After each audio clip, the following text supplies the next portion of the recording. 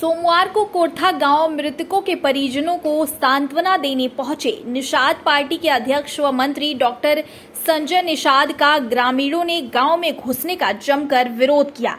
इस दौरान मंत्री के विरोध को देखते हुए प्रशासन के हाथ पांव फूल गए। ग्रामीणों का आरोप था कि जब पहले बुलाया गया तो क्यों नहीं आए।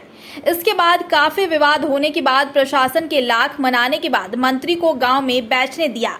बता दें कि शनिवार रात कानपुर घाटमपुर के भीतर गांव के भदेउना के पास अनियंत्रित ट्रैक्टर ट्रॉली पानी भरी गहरी खंती में पलटने से डूबकर 26 लोगों की मौत हो गई थी, जिनमें से 13 महिलाएं और 13 बच्चे शामिल थे।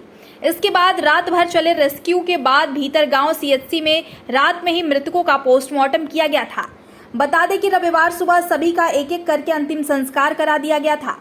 मृतकों के परिजन से मिलने और घायलों का हालचाल जानने के लिए सूबे के मुखिया योगी आदित्यनाथ भी हैलट पहुंचे थे। उन्होंने यहां घायलों का हालचाल लेने के बाद मंत्री, सांसद और विधायकों के साथ तुरंत ही कोरथा गांव रवाना हो गए थे। कोरथा में भी उन्होंने शोक में डूबे परिजनों को हर संभव मदद की बात कही थी। इसके बाद सोमवार सुबह मंत्री व अध्यक्ष डॉक्टर संजय निषाद पहुंचे थे, जहां उनका जमकर विरोध किया गया।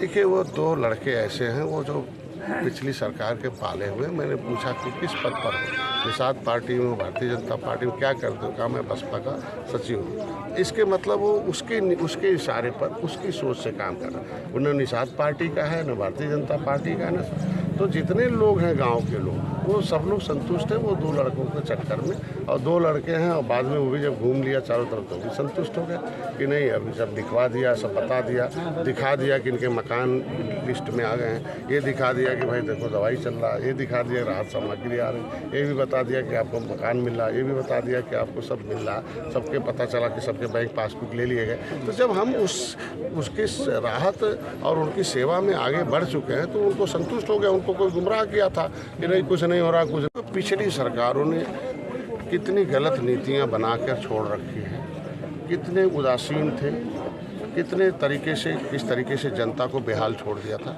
हम कैबिनेट में हर हफ्ते कैबिनेट होती है और 20-22 नीतियां हम लोग बदलते हैं। पिछली सरकार समाज के हित में नीतियां नहीं है, तो जो भी सामने आ रहा है उससे हम लोग धीरे धीरे बदल रहे हैं। तमाम अभी परिवहन में हम लोग बदले हैं, कर्मचारियों बदले, अभी देखो जेल के नियम खराब थे बदले, अस्पताल के नियम, तो ये भी जो आ रहा सामने इसे भी हम लोग बदल रहे हैं, धीरे धीरे उसको खत्म कर रहे हैं। जैसे कि मंत्री कहा जा रहा है कि जब ये लोग सीएचसी लेकर पहुंचे थे तो वहाँ पर उपचार बेहतर नहीं मिल पाया, जिसके चलते उसके लिए मैंने तुरंत तत्काल प्रमुख सचिव से बोल दिया।